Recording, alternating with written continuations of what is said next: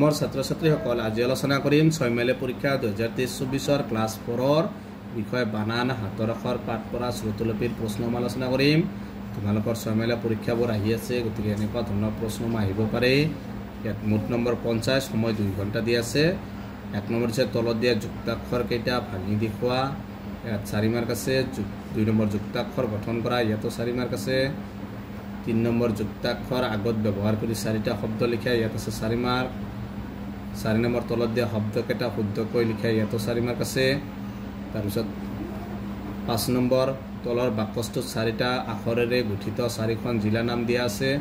সজাই লিখা এটা আখৰ এবাৰহে ব্যৱহাৰ কৰিবা, ইয়াত আছে 4 মাৰ্ক। গতিকে এনেকুৱা ধৰণৰ প্ৰশ্ন আহিব। 6 নম্বৰ অভিধানৰ দৰে শব্দ সজোৱা, ইয়াত আছে 4 মাৰ্ক আছে। মেঘালয়, মণিপুৰ, অসম, নাগালেণ্ড এইবিলাক যে অভিধানৰ দৰে অভিধানত কেনেকুৱা থাকে, তেনেকুৱা অ কেইটা আগত থাকে, আ কেইটা আগত থাকে, এনেকুৱা ধৰণে সজাব লাগে।